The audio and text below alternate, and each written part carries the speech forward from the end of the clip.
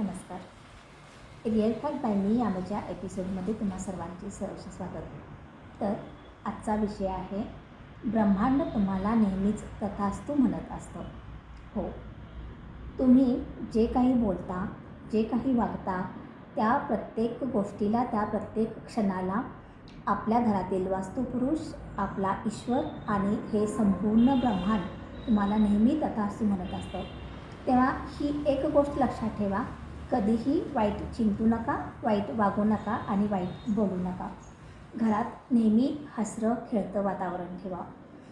बऱ्याच लोकांना सतत वाईट बोलणं, वाईट गोष्टींविषयी चर्चा करणं, मोठमोठ्याने वादविवाद करणं, घरात भांडण करणं किंवा आपल्या आजाराबद्दल नेहमी तेच बडबडत राहणं, जितक्या निगेटिव्ह गोष्टी आपल्या तोंडातून निघतील तितकं निगेटिव्ह बोलत राहणं. तर हे पूर्णपणे बंद करा, कारण तुम्ही असं केल्याने संकटांना उलट अजून जास्त आमंत्रण देत आहात, हे लक्षात ठेवा. आपण ब्रह्मांडाकडे हवं ते मागत असतो, पण कधी विचार केला आहे ब्रह्मांडाला तुमच्याकडून काय हवं असतं? तर ब्रह्मांडाला तुमच्याकडून फक्त आणि फक्त ऊर्जावान स्पंदनं, शांत मन, स्वच्छ विचार आणि प्रभावी विश्वास.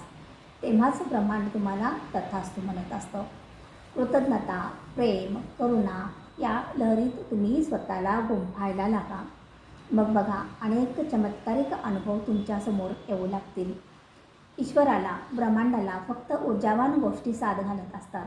तेव्हा तुम्ही कितीही टेन्शनमध्ये असाल, कितीही रागात असाल किंवा कितीही डिप्रेशनमध्ये असाल, तर चुकूनही अपशब्द कधीही तोंडातून तुमच्या उच्चारू नका. स्वतःच्या आजारपणाची लक्षणे पुन्हा पुन्हा बोलून दाखवू नका. उलट तुम्ही असा विश्वास दाखवा की मी यातून बाहेर पडणार म्हणजे पडणारच आणि ब्रह्मांडाची पूर्ण शक्ती माझ्यासोबत आहे. मी रोजच्या रोज फक्त एक प्रार्थना करायची आहे त्या ब्रह्मांड नायकासाठी.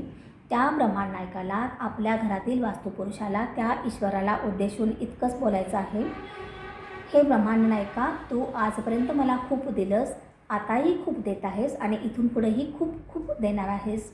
तुझे यासाठी खूप खूप धन्यवाद. हे वाक्य तुम्ही रोजच्या रोज बोलून दाखवा.